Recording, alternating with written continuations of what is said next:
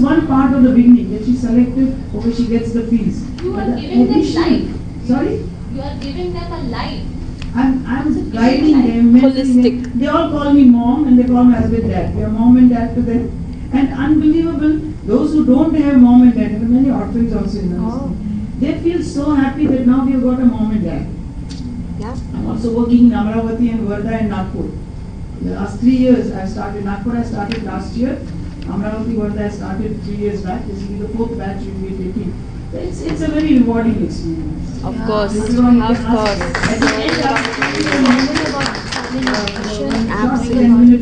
thing is there of the foundation, but let the others finish that.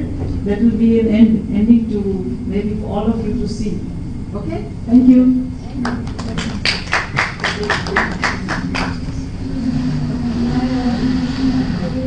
Yes. I'm Sukriti. I belong to Kashmir, and I also. I think the mic is not the. It's her own voice. Can you hear me now? Yes, yeah. I belong to Kashmir, and I also run a foundation called Gulhati Foundation, which is after my mom. We do a lot of women empowerment. We help the needy, and basically we adopt kids. Everything. It's just the main idea is to help the needy. I'll be reading out what I have written. Just a few words. Very good evening to everyone. You can come over here. I mean, the light will be better on your face. Today I am the lucky one to speak You can keep your about. paper over here. Sorry? You can keep your paper over here. That's good. Today I am the lucky one chosen to speak about women should be martyrs. We are living in 2017. The world has progressed and evolved to another level. But unfortunately, even today, women are the easiest victims in a male sovereign country like ours. The freedom of choosing particular life or following one's belief should be equalized for both men and women. Women have the right to choose their religion and follow their own paths, as there is no sector where women haven't proved to stand head to head with men. I'm not being a feminist, but voicing my opinion on a very sensitive topic which has been ignored knowingly or unknowingly. Being a strong, independent woman is not very easy. And trust me, when I say this, there are several obstacles a lady has to face every day, and she's happily doing so and standing strong to make us proud. It is time we realize that today's lady is smart, independent, and hardworking. We should respect them, their decisions, and support them with their decisions, values, and beliefs. Martyrs is an independent choice and should be treated with equality.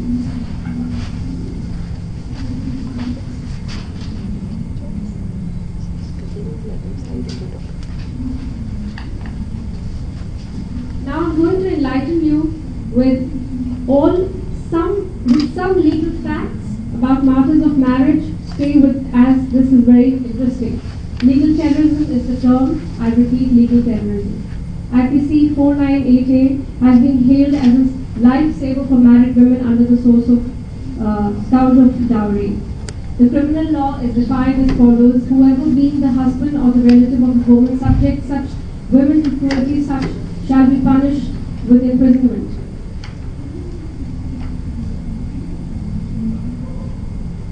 It's a law that is being used as a tool of revenge. There are not too many people who know about this misuse. Hope this little contribution from my end towards martyrs will help us educate many more women who are still suffering from this and unaware of this law. It's a small effort from my side to spread some light on why a woman should not be martyrs.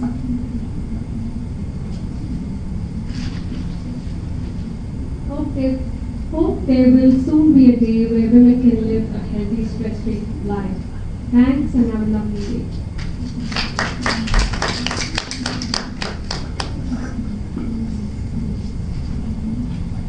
Good evening, everyone. Good evening. Are you able to hear me? Yes. Then I am Bhavana Salvi from Pune, Maharashtra, and I completed my bachelor's degree in mechanical engineering from Savitribai Phule Pune University. And currently I am working in sales, marketing, and customer care department at a well-known organization, Hero Motocorp. Wow. Then,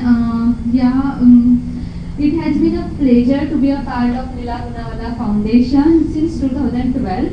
I am Lila Girl 2012. Then, actually, my father was an alcoholic patient. So, since my schooling, my mother and me used to provide tiffin services to college students or the working men like that. And I help her by making 250 to 300 rotis each day. Ouch. By managing my schooling.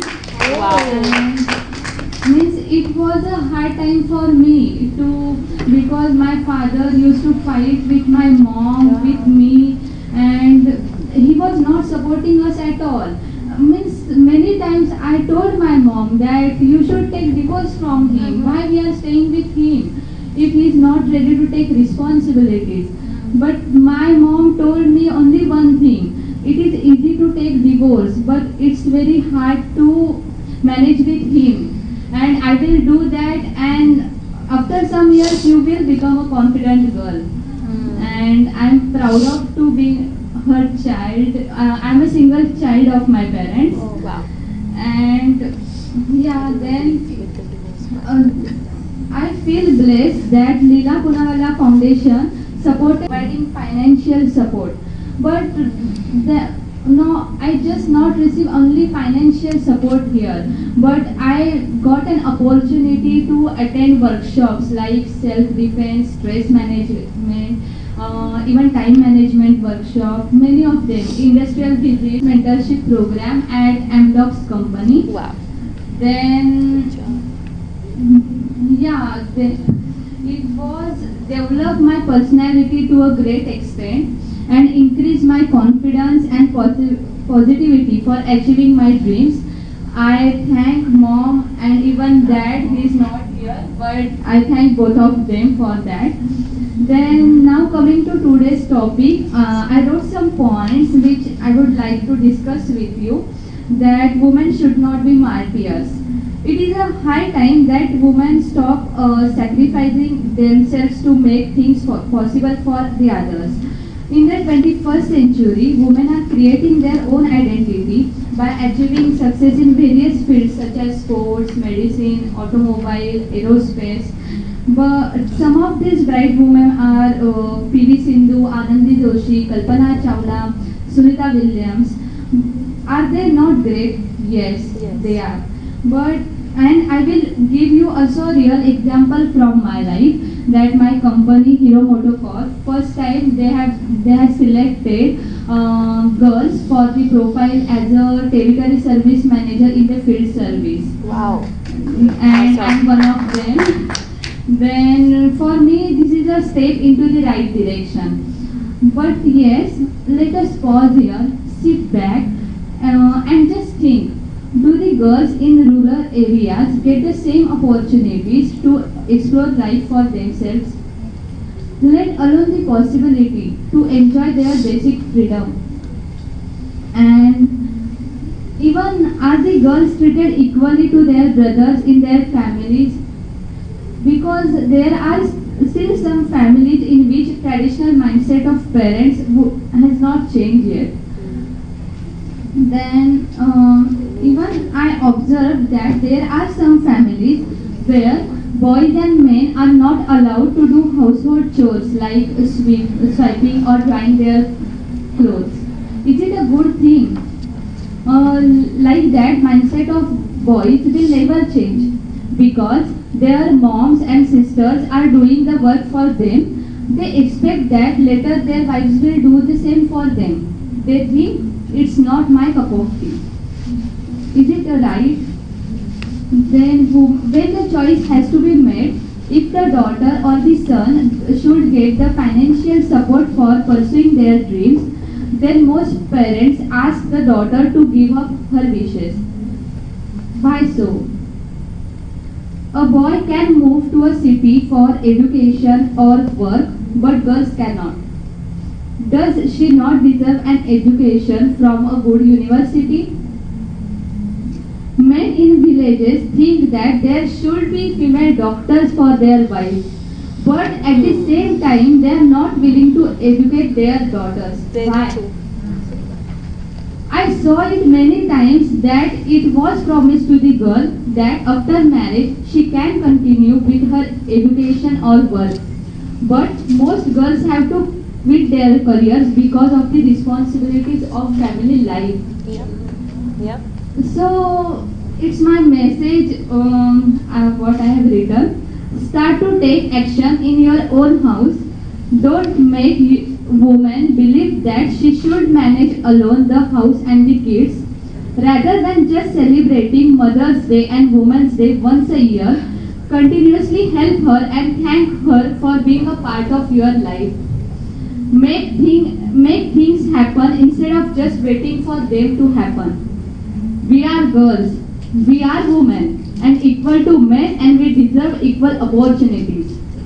Motivate your daughters, mother, wife to find inspiration, because in today's world we need a woman to take more initiative in creating a better society. That's all. Ram, she's a feather in your cap. She's a feather in your cap. Sorry? She's a feather in your cap. I mean, she's. I've got two more there. Wow, awesome. They are working as nurses. They have done graduation. Oh, in nursing. wonderful. Congratulations. Who else? This to Can you go. stand up? What's your name, darling? Amazing. Awesome. They are from Kerala, came to Pune to study, and now they've come here to work. Wow, amazing, Two amazing. over there, but they went away. They were senior girls, one from 2000. You know, can I say something? Yes. I write on gender issue. Recently, I was totally fed up the way we have made this gender discourse. We have just made it like a platform for promoting oneself rather than promoting the girls. I was totally upset, and just I think yesterday or day before yesterday I made the Facebook updation. We are making a fun of it. We are promoting ourselves rather than promoting the cause. But God made me to meet you, and I'm really feeling very happy deep inside.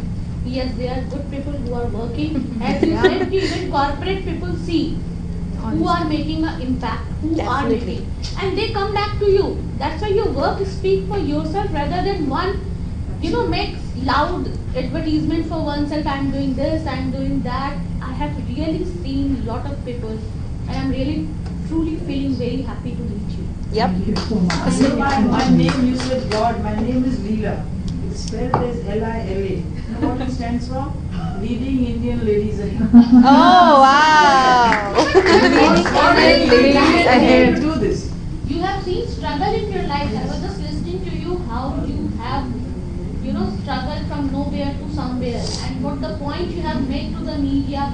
We are just showing up, lots of things. It doesn't make sense in our life.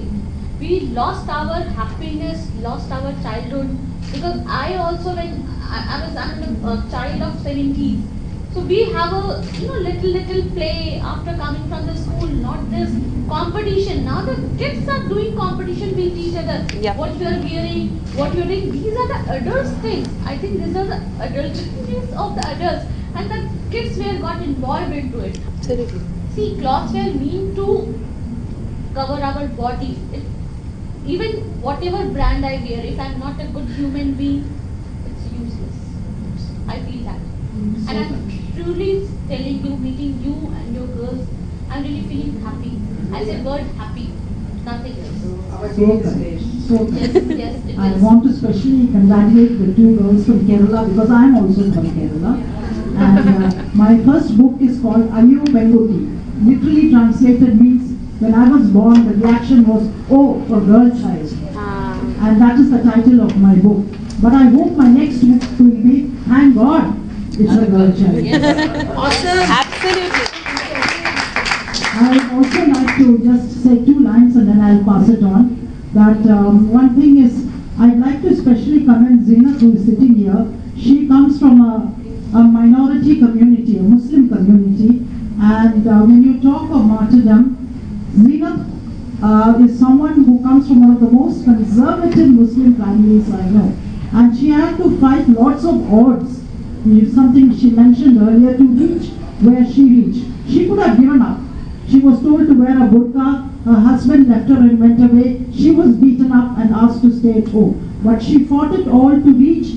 She didn't become a martyr. She reached where she reached, and I like to especially point you out, Zinat, and commend you for what you have done to fight the community that you were born in and to come out of it.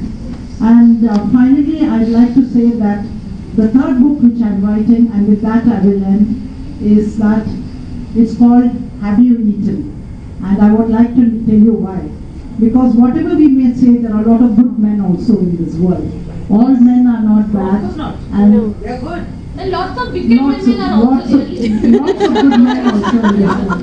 And one of them happened to be my husband. And I am what I am, like you, because of my husband. My husband, when he came back after the civil war in Liberia, he had been beaten up, he was shot, and he was completely paralyzed when he came back after 3 years. And he was a totally broken man. I had just started working as a young woman, and I had a very difficult job where I used to come back every day at 2 o'clock, 1 o'clock in the night, standing in front of some minister's house, some bureaucrat's house, with my hands folded.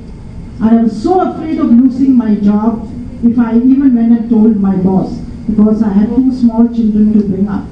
And the whole world would point fingers at me because first thing, I didn't know where my husband was. Then he comes back, he is physically challenged. Every night I would come home late. My husband had every reason to be insecure, suspicious, typical Indian male, and shout at me. Every night he'd open the door. He'd never ask me the 4 W's. Where were you? Why are you late? What were you doing? Or who were you with? Every night, the only question he asked me was, have you eaten? And it's thanks to my husband, I am what I am today. If I'm able to have made it in life, it was, and my book is dedicated to my husband, Rajan. And I must say that there are some wonderful men in my life also who helped me to become what I have become. Would you like to say a few words now? I just agree with you. And actually my message to all the women is that you must allow your men to do when they do. I've seen younger people and girls, they think that only they can do it, especially working girls. Once they have a child, they think they only have to look after the child. They only have to go for the admission of the school. True. If the child is sick, only I have to stay. But that's not true. When men want to do it, they say, no, you don't know how to do it. I don't know how to do it. Okay, so you don't know how to hold him. Changing nappy, you don't know how to do it. Leave it. Teach. If you are going to do like this, you are, showing yourself that you are a martyr. Correct. Without me, nothing can do. Nothing can happen in the household work. Let him learn his way. Let him make his cup of tea and drop it and break a cup. You see, we as women don't allow men to participate in our life, in our work life, in our domestic life. Please allow them to participate. You will find that they change and they do become a part of your life. You still want to do something for them because you love, that's a different issue. But when they volunteer to do some work, allow them to do it. You don't know how to make a bhaji, you don't know how to cut a bhaji. No, he knows that he does not know. Let him not cut baby. Let him cut it half. Let him do what he likes. I will eat it and say it is very good. So then he'll make it again. We should not be martyrs. We should learn to be cooperative. Just like you train children, you have to train your husband. Absolutely. They're just like babies. Awesome, well said. What you're saying is, I have a son, I've been single parent from the day he was born. He's 21 years old. I made him work for 3 years. Yes, you. I make him cut the vegetables. I said, I am not a servant to you. Absolutely. And it starts with the mothers. Absolutely. How the mothers will train their boys. Yep. He washes his clothes. I can provide him anything by my working, but I don't provide him. Walk, go by bus. Absolutely, absolutely. I want us to be cognizant of the time. We have only about 10 minutes. Ladies, I'd just like to end by saying that it's very important for us also to return back to society. I've done it in two small ways. I have adopted a 9-year-old girl from the slums. I treat her, she's my foster daughter. She lives with me. I bring her up like my own child. She was a bright kid who I found on the road, and I changed her life completely. You may say that, one child, but you can make a difference to one human being in your life. I think it was worth it. Secondly, that's the only probably other thing I did is once I was in a village in Haryana, and I saw, we were taking photographs, and I saw boys throwing stones at a girl and saying, "Get out, you're so ugly." She went and fell down. I picked her up. I saw half her face was completely burned. She had been pushed into boiling milk when she was young. A very beautiful girl, and because of that, she had become the pariah of the village. They were throwing stones at her, calling her ugly. I was so touched. In those days, I was so broke. I had no money, so I write poetry. I wrote a poem about her. Her name was Bubbly, and one day I'll read out the poem to you. And the next day, that's why I believe in God, in serendipity. I was with the Singapore High Commissioner, and while giving my card, the poem fell on his table. He picked it up and read it. He was so touched. The next day, his secretary called me and said, "Miss Rajan, Excellency would like to meet you." And he asked, "Who is this girl you have written about? I'm crying." So he said, "Can you find her? Can you bring her?"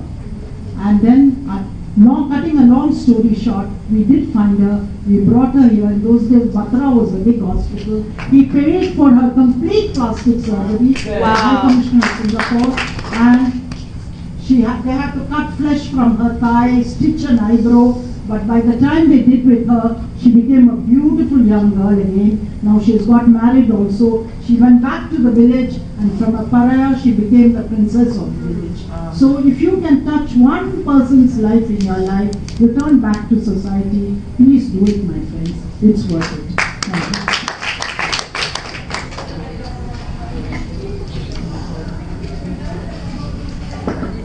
I'd like to say something that I think all women have equal rights. We all should live, we should shine, keep shining, rise and shine. We all have a right to live. I mean, this is 2017, and I think women can do, I won't say far better because it sounds very, that we are better, but they can do the best. And they have a lot of potential. I think, and the men should know that.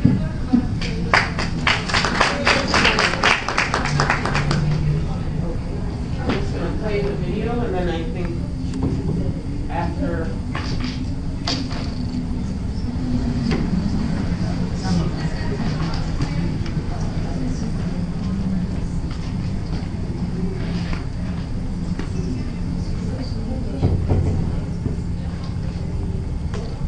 It's 10 minutes, so we have to continue. It's apparently the computer is not working.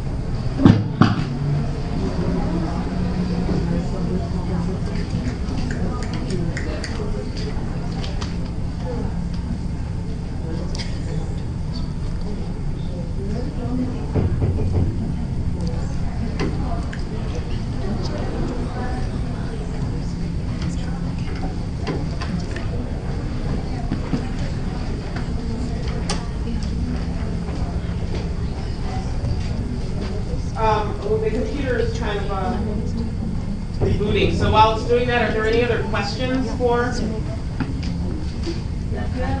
the ladies? Questions for the speakers?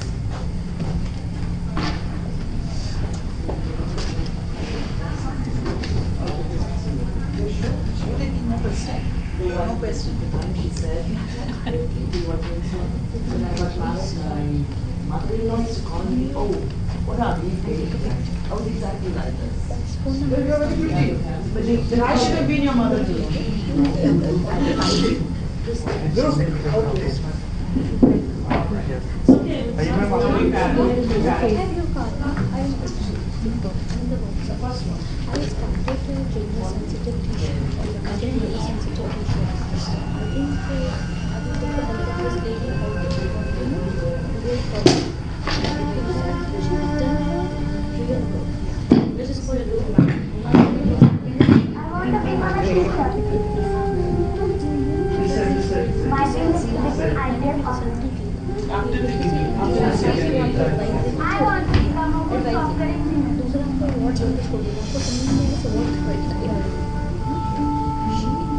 Salvi, a motherless child, stays with an alcoholic father and elder brother.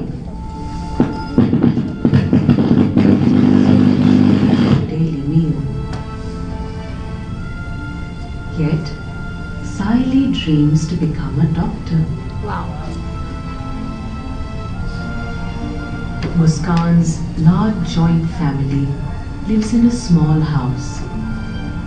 Her father is a paralytic. They are looked after by her grandmother. But Muskan's grandmother will not be able to support her dream of becoming a doctor.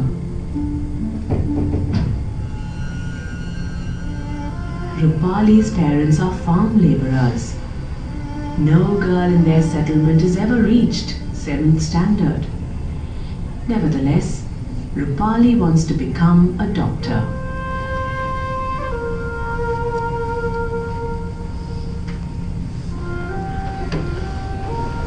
I want to be a software developer and work at Microsoft one day. I want to do my MTech from IIT Mumbai. I want to become an engineer and serve the nation by joining the armed forces. Wow. Reshma, a girl living in a dirty and noisy slum. Her father is an auto rickshaw driver. Mother, a housewife, is unsupportive. Reshma is determined to be an engineer.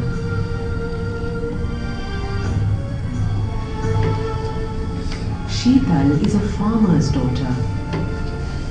She lives with 8 siblings in a joint family of 19. Only 5 acres of land cannot meet her family's needs. Sheetal, being a girl, her education is not a priority for her family. Yet, Sheetal wants to become a lecturer in mathematics.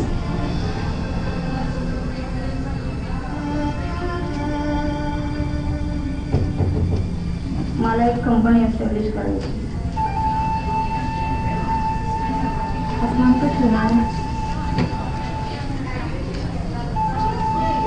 Seema lives in a small village called Gulhati. Since several years, her father has been incapable of earning. Her mother toils hard as a farm laborer. To pay for her college fees, Seema too had to work as a farm laborer. Seema somehow managed to complete her graduation. Although she wants to study further, her family's meager income cannot support her post-graduation dreams.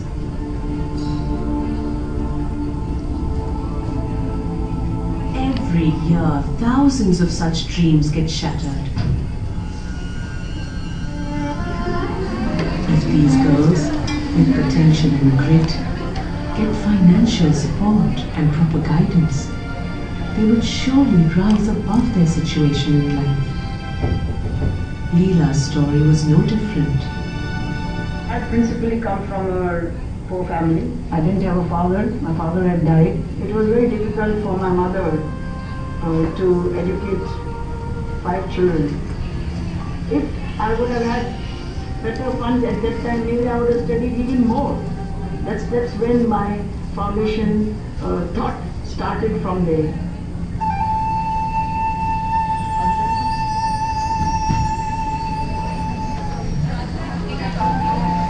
Lila Poonawalla Foundation has been pursuing this mission, a mission to educate and empower needy and deserving girls, to transform these girls into independent and successful individuals. The Lila Poonawalla Foundation was set up to to support girls aspiring for post-graduation studies in India or overseas. What started off as a humble effort is now grown into an organization which reaches out to girls at many defining stages of their life. It's not just receiving and giving. It's a matter of character. It's built on character. The foundation reaches out and picks up well-deserving girls through a scientifically designed selection process. The foundation's trustees interview the candidates and interact with their parents.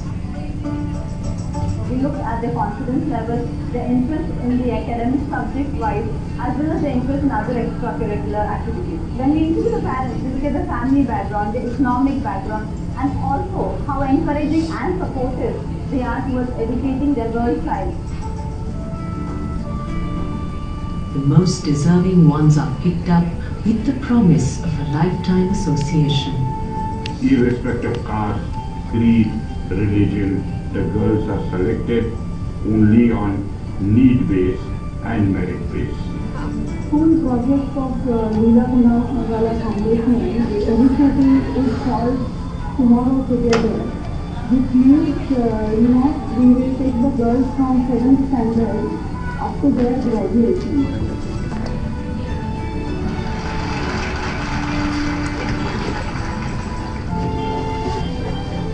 The girls selected at school level are called as Lila Juniors. मैं doctor है and इसको शिक्षित बनाया पर मुझे शिक्षण करने आता समजा या फाउंडेशनची जर आम्हाला जर मदत मिळाली तर या संस्थाने आज टीव्ही वगैरे शिकवू शकलो परंतु आता ती आर्थिक मदत ती तिकडून मिळते म्हटल्यानंतर ती संस्था पाहिजे ते जेवढं शिकली तेवढं शिकवणार ನಾನು ಸರಿಯಾಗಿ ಅಭ್ಯಾಸ ಮಾಡಿ ಮತ್ತು ನಾನು ಸಾಫ್ಟ್ವೇರ್ ಇಂಜಿನಿಯರ್ ಆಗಿಯೇ ತೋರಿಸುತ್ತೇನೆ ಇದು ನನ್ನ ನಿರ್ಧಾರ ಇದೆ. Girls have dreams. In spite of them wanting to study, parents cannot. Parents educate them till 10th or maybe somehow even up to 12.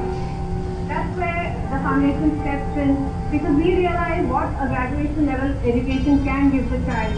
It could make them independent both psychologically as well as financially, and that's where we decided to introduce the graduation level concept. The girls selected for undergraduation studies are called as Lila Girls. Money which I got from my foundation to buy a computer, it was not at all affordable for my family. It was the most memorable moment in my life that I got this scholarship due to my father's sudden demise. My mother had to do some odd job. Without the help of foundation, it would not be possible for me to complete my engineering. Higher education के लिए जो है इतना खर्चा उठाना मेरे लिए जो है तो जोखिम की बात थी. लीला पूनावाला फाउंडेशन की तरफ से मेरे लड़की को जो स्कॉलरशिप मिली उसकी वजह से जो है तो मैं आज मेरे तीनों बच्चों की पढ़ाई अच्छी तरह से करा. मला स्कॉलरशिप मिळाल्यावर मला खूप आनंद झाला. मला असं वाटलं आता माझं स्वप्न कुठेतरी पूर्ण होते. The Lila Poonawalla Foundation started with supporting girls for the postgraduate program, and even when we have extended in our scope and scale and extent, we still continue to support girls for their postgraduate program. The reason being, the girls are very talented, there is tremendous fire in their belly, and there is desire to do and reach a greater height, and we cannot stop them. The girls selected for post-graduation studies are called as Lila Fellows. I always wanted to become a lecturer. My father and uncles do odd job in Mumbai. They could not support to my dreams of higher education. Now, with the help of foundation, I can realize my dreams. My father is working from last 3 years. Since then, my mom is managing the house by providing tiffins to students. My mother could never afford to pay for my higher education. Now, with the help of foundation, I can realize the dream of becoming CA. ग्रॅज्युएशनच्या नंतरच्या शिक्षणाला लीला मॅमनी मदत केली. ते तर इतका म्हणजे त्यांची मी ना खरं मरेपर्यंत आभारी आहे लीला मॅमची खरंच. The Lila Poonawalla Foundation is doing an excellent job in terms of creating those opportunities for all of us to excel in what we do, to pursue our dreams, and to not take no for an answer. If any one of us has to set up another foundation or run a foundation, I think Lila Poonawalla's foundation becomes a total role model. What Lila Foundation has been doing is something which is exemplary and it should be imitated elsewhere in the country. The award ceremony, in turn, becomes an auspicious start to an everlasting relationship between the foundation and its daughters. When the Lila Poonawalla Foundation gives scholarship, it is only an enabler for them to carry on with their academic requirements. When you see the kind of background, the challenges that they are coming from, the circumstances that these girls have to live with, the enormous issues that they face. So they are living not with just getting degrees, but they are living with a lot of handicaps that they put. Just like a father or a mother, the foundation takes care of these girls' educational needs and also works towards helping these girls to overcome their handicaps through various initiatives. Through the Teachers Training Program, the foundation strives to improve the quality of education that the Lila juniors receive in school.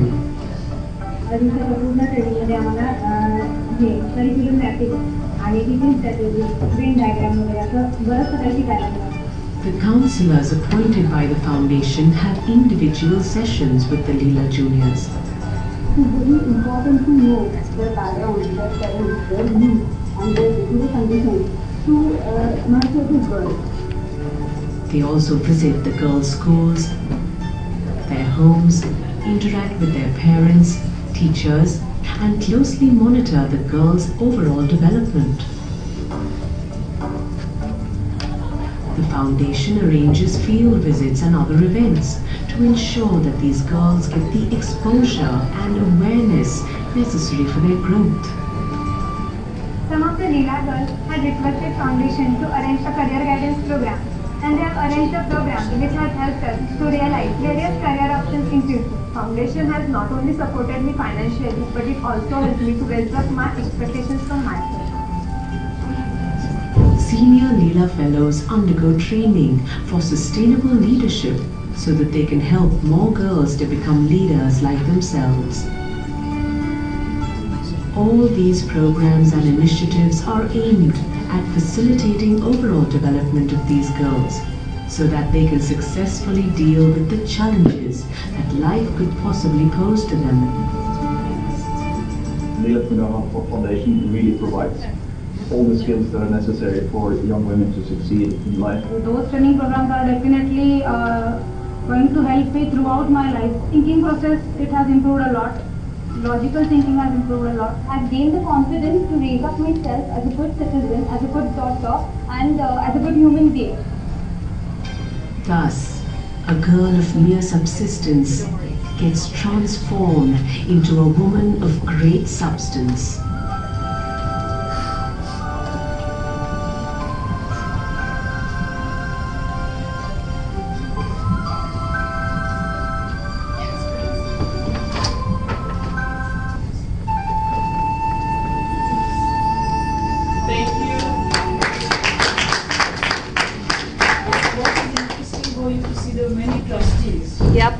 Different various boards. They were my senior girls.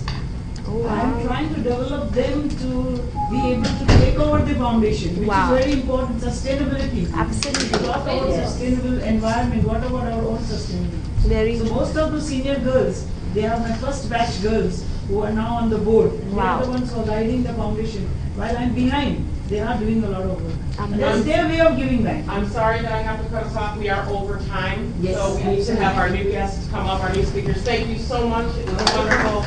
Please feel free to mingle outside, but we need to move forward with the next session. Thank you.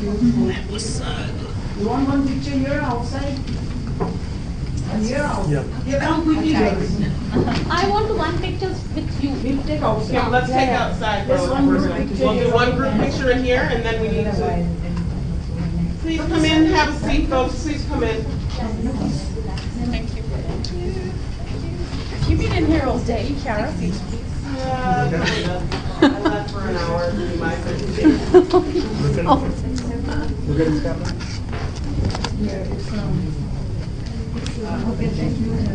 Thank you very much, everyone.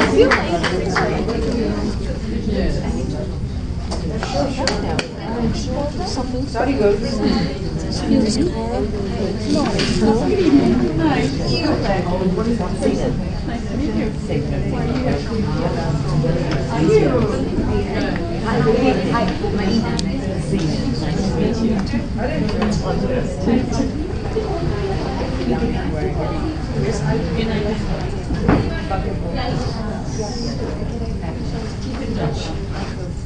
No, sorry.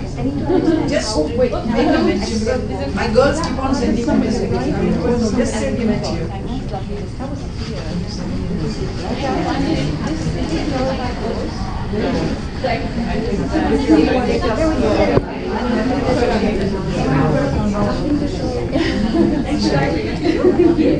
Nice of you. Is Manya here?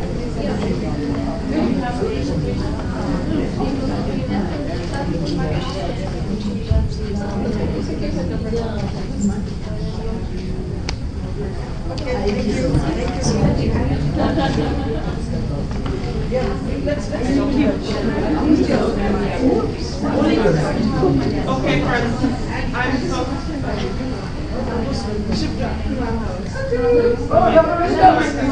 okay, our mic is not working, but See, here's my partner also.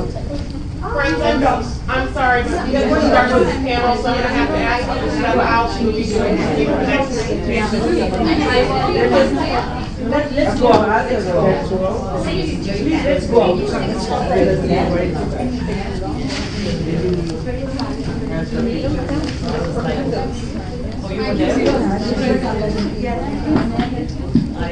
I'm 21 years old, and I was being like, you don't have to work.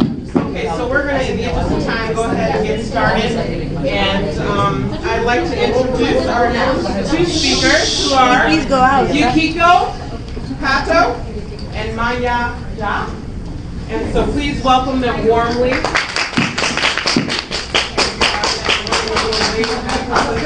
No, it's okay. Good evening, ladies and ladies and ladies and ladies and gentlemen. Today we will talk about entrepreneurship. I am Yukiko Kato from Japan and with Manya from India.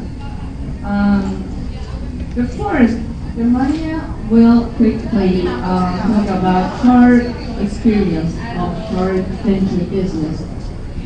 And maybe she will talk about the very positive side of entrepreneurship. Then I will talk about the dark side of entrepreneurship with lots of my failure. So thank you, Yukiko. So I'll be starting first and then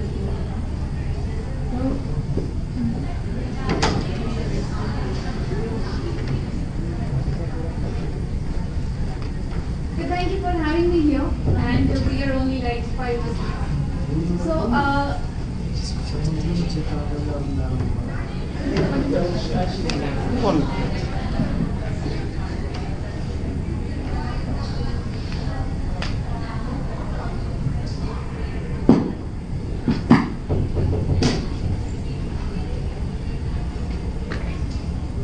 am I audible?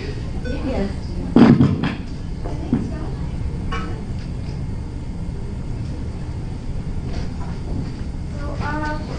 I'm the founder of, my entrepreneurial journey has been only 2 years, and I'm the founder of It seems the recording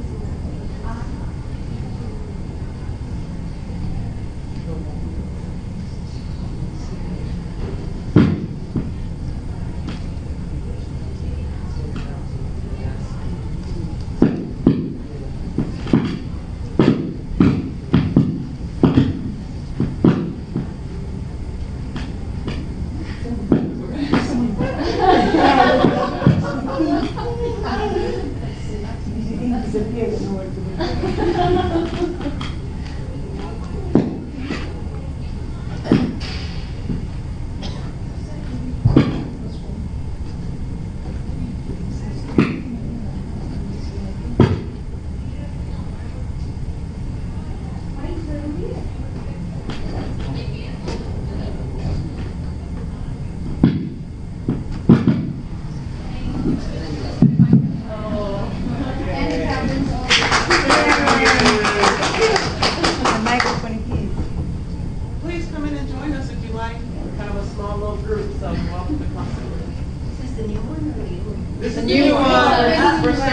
just starting. Yeah.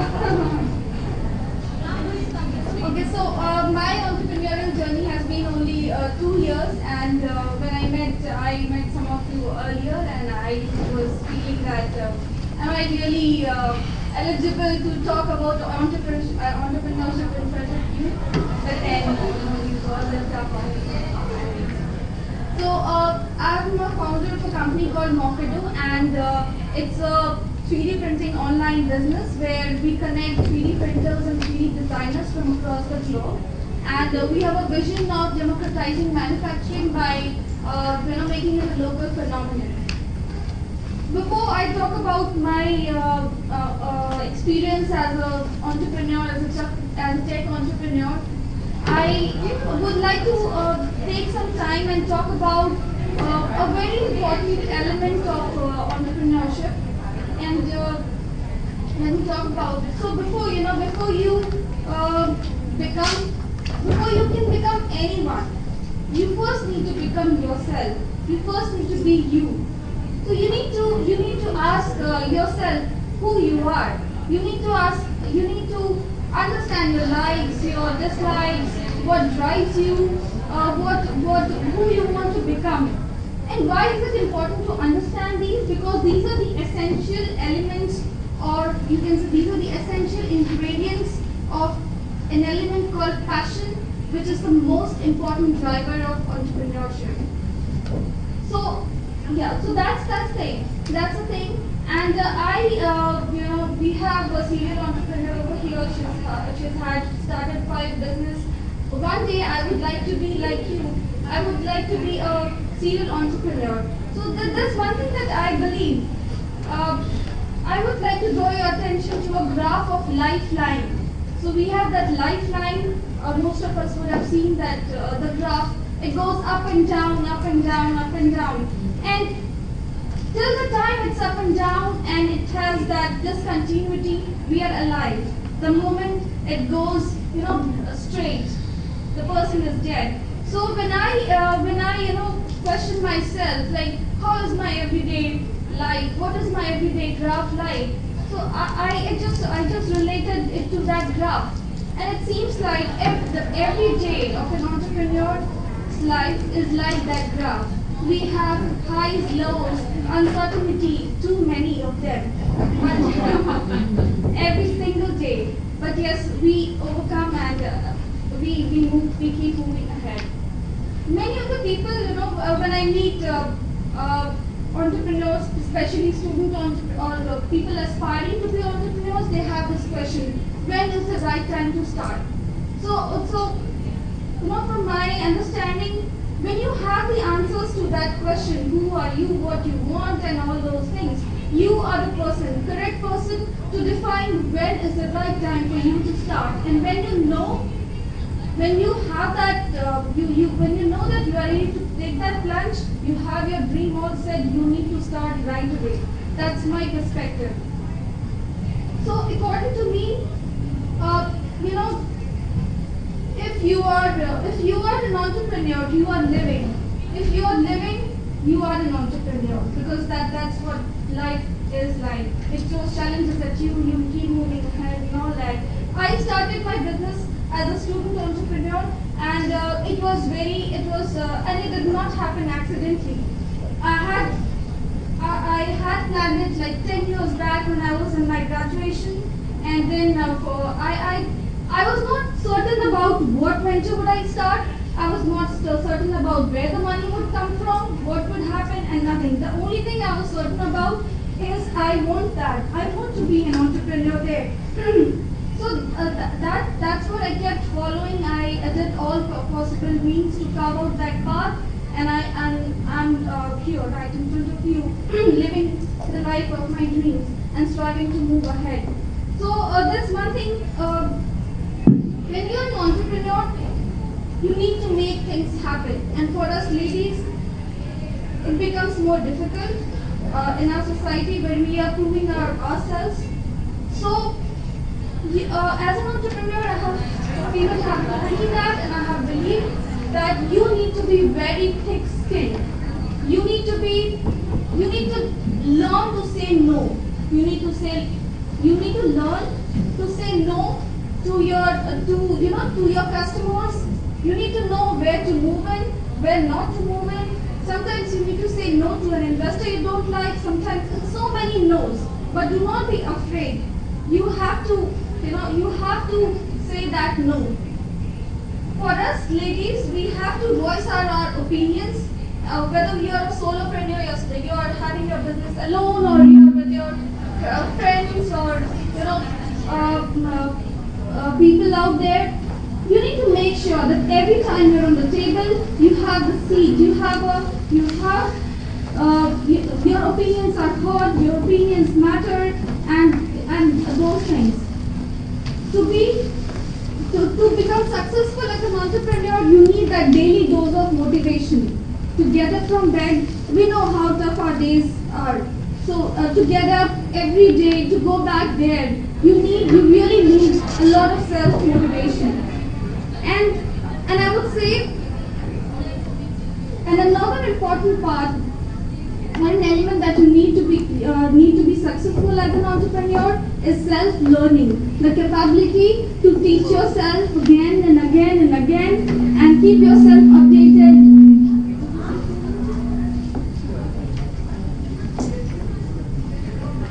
You beautifully without the microphone. You're wonderful. Let's just switch it off. Okay. Maybe I'll use it.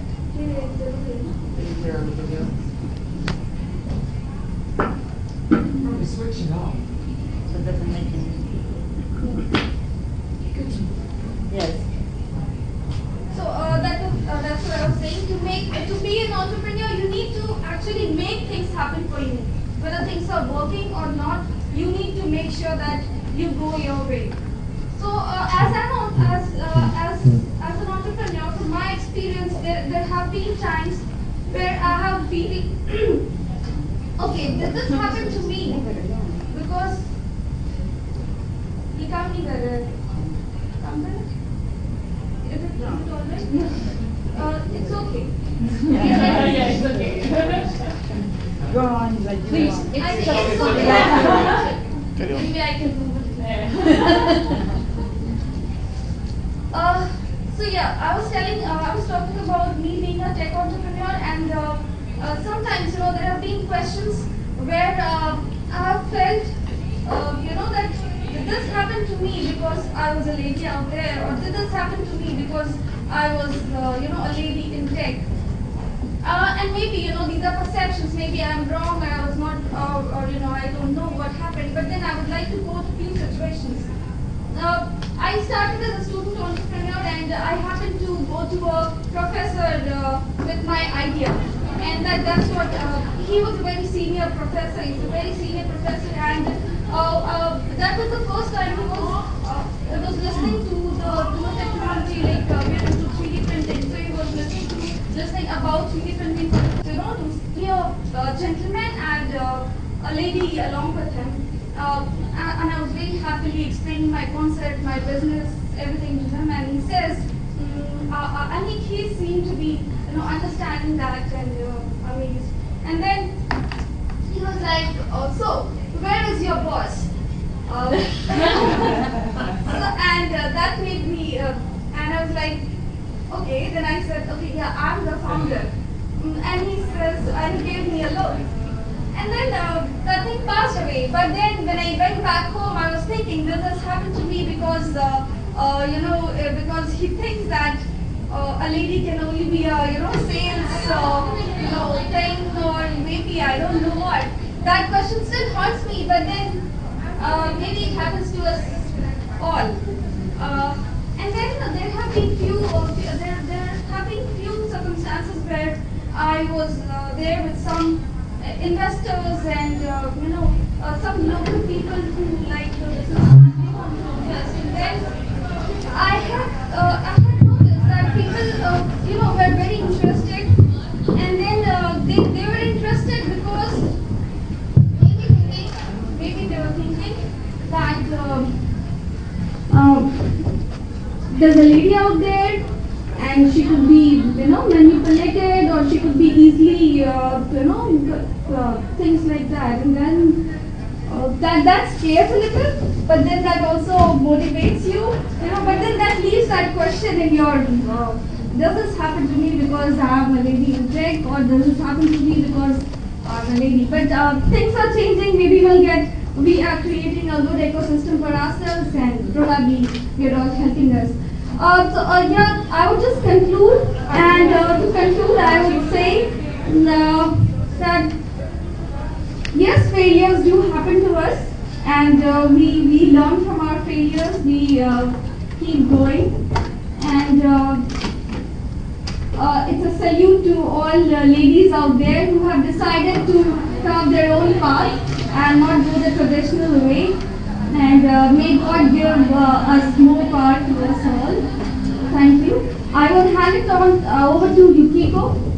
She's been, we met and talked for last hour, and I have learned a lot from her in this 1 hour. She has been a 5-time entrepreneur, and she's successfully managing a lot of business. I hope we have a lot to learn. Thank you very much, Maria. Yeah, actually, I don't have much, a lot of things to, give you. You are already mature as an entrepreneur. And as I told you, Maria talked about, how to be an entrepreneur at first, when and how. And I will talk about how to survive after you establish a company. And because, to continue and to survive is not always easy.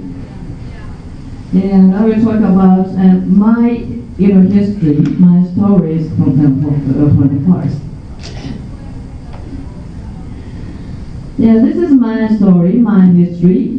Until 2002, I used to be the director and chief operating officer in international corporations. And my background is retail, and especially luxury sector. I was chief operating officer of Fendi Japan. Fendi, you know Fendi, Italian brand. Maybe I used to be a very successful career woman working, but one day a very new idea came to my mind, because in big corporation, 1 year cycle is very, very similar.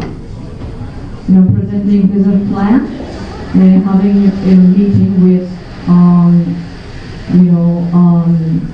the mother company's CEO and COO. They presented, discussed, and if it is approved, another 3 months. It is always such kind of cycles were repeated, and I was bored, and I wanted to make completely different thing from my own idea. So I went independent in 2003, and I founded a consulting firm. In 2006, I founded a second company. This was a distributor of beauty products, cosmetics. In 2006 as well, I founded my third company. It was a luxury cooking school with a membership, very exclusive. In 2007, I set up the fourth company. It was investing firm. And last year, I founded my fifth. I'm sorry for the title. My fifth company. This was a consulting agency company. This was a things business development. I founded, and I took a role of the president. This is a cooking school. You see, this was made by the joint venture with a Japanese leading hotel group called Hotel Okura, because I had an idea to create a very unique cooking school with membership, but I have no knowledge of cooking. I'm not a chef, and to open such kind of membership cooking school, I needed a facilities, big space. So someone who has expertise in cooking and facilities in the hotel. And I negotiated with hotel worker and founded 50-50 joint venture company and opened such kind of beautiful, no? I designed every detail, program, logo, and uniform, and program like for the kids like that, and it was very successful. And this is beauty product. Maybe some of you knows this brand, the French skincare brand. I distribute it.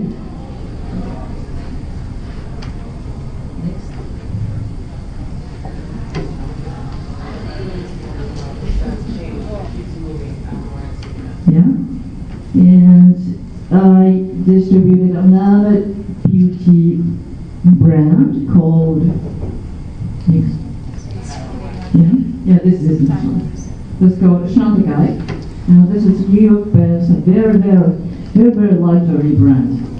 And I operated stores, counters in department stores. And it was successful as well. But it doesn't exist anymore. So, and the first I founded my consulting firm, it was with my close friend, with 3 friends. And so I founded a company with 4, 25% each partnership with my close friends. A very small practice with my friend.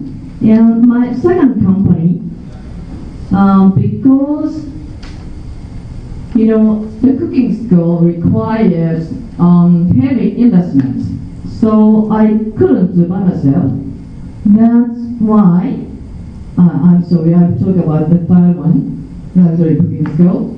I invited big hotel group and made it happen with joint venture scheme. And then distribution of the beauty products one. Now that required a heavy investment as well, because to create a counter, a store, all should be invested by distributor. So one counter requires 0.2 million US dollar investment. Very heavy. So I invited outside investor. And you see, the start, I created a company, very small consulting firm, very light one, with my close friend. It didn't require any investment. Small office and laptop, that's all. Really light. And second and third, heavier, much heavier. And fourth and fifth, and return back to lighter one.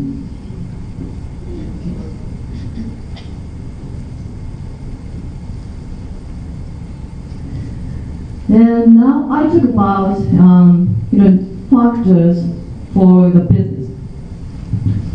You may have the idea of your own, and to make it happen, you need the resources. The resource means money, maybe, or some facilities, land, and you need people, employee, or someone who bring you the resources you need.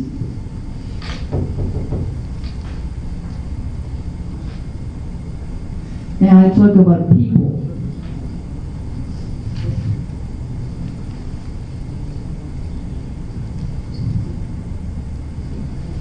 And to continue successfully a business, people are the most important factor, I can tell you. It's all about people.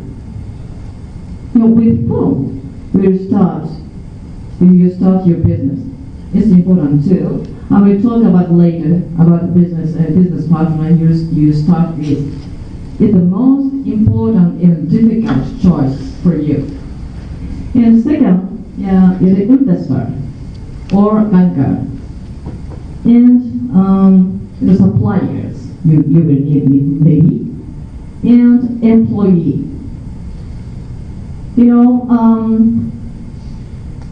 As far as a corporation is concerned, if it's a very small or big corporation, the key factors are always the same.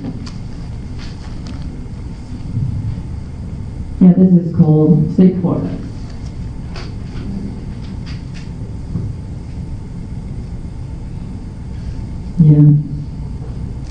It's okay. And you are the core, and you will be with your business partner to start with. And to make it happen, you will have investors, banks, customers, suppliers, employees. Always you will think about these people. So I can say running a company is managing a stakeholder relationship always. That's the important thing. Because if you have a good idea and you have money, some people think, the rest will be easier. That's no. You will always think about the people around you. Always, all the time. 24 hours, 365 days, always, every second. So I told you, in the business, you have maybe the idea, you need the people, and you need the resources. But you have to think about the nature of these people. You have the idea. If it's of your own, it's control. It's control. But the important thing is the people and resources. The resources, always brought by, not always, in many cases, brought by other people. So when it comes to the things related to other people, it's uncontrollable. This will have much more impact on your business to survive. It's very, very important. It's my lesson, from my lesson of failure.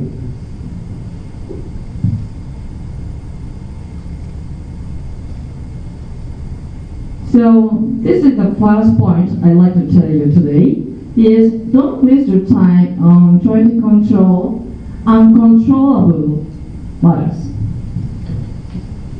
Because if uncontrollable matters mean risks, and you understand, risk management is your priority in your business. Your priority in your business, in your entrepreneurial journey, is to establish, to create your own business. Risk management is the second or third thing. So don't waste too much your time on risk control. Instead, try to change your plan to most adapt to the situation. That's the key. That's the important thing too. And what Lila shared with me too. That's the most important thing. You smart guys know who he is. Yeah, he said the very, very important thing to every entrepreneur. The survival of the fittest. We need to survive.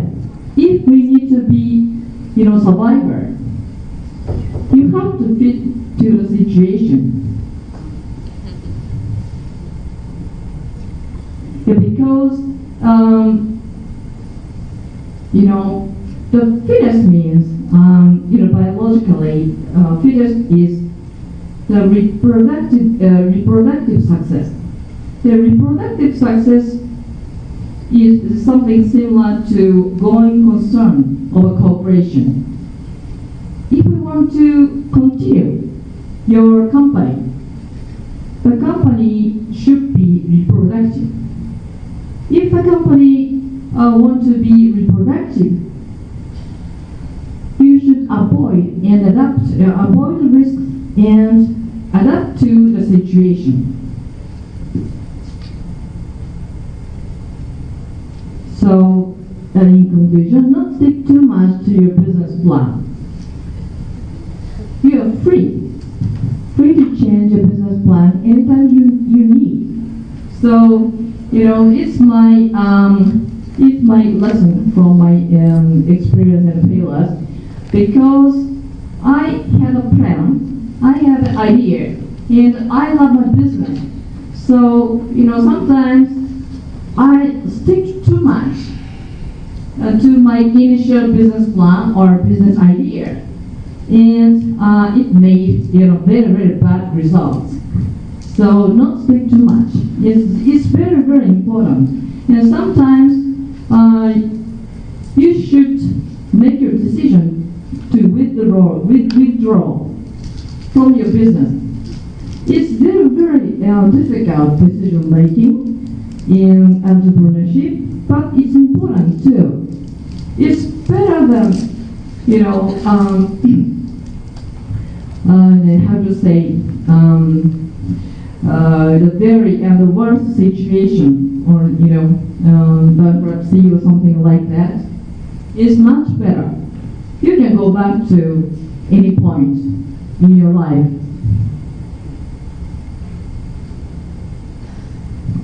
So I come back to this church, and I'd like to talk about partners, business partners. Many of you will start your business with your close friend, because at the beginning, no one maybe wants to work with you for unknown business. So many of you will work with friends, but it's very difficult. And I had a very difficult and bad experience with my first business partners. I told you I started my business in a small consulting business practice with 3 friends, but it ended up in a very, very harsh way, because I wanted to grow my business, but in each business of development of business, necessary expertise was different. You understand? I told you the company had to change to grow, to survive. It means your business partner may be different in each phase. And as a president, I have to make a very, very tough decision to fire my close friends, my starting business partners. And sometimes, not only about the friendship issues, but also the money will be related, and it'll be much more complicated. You will lose your friendship, and maybe you will enter into the lawsuit case with your close friends, once you used to be. So it will be very, very complicated, and it must be an unknown at the first place. So I recommend you to start with not friend or keep some distance with your business partner, because at the very beginning everyone's happy about your idea, and no one think about worst case. That the objective of business is to continue and to grow. So at some point you will have some discordance with such kind of human relationship and objective of company. So maybe you should start your company with it can be friends, but not close friends.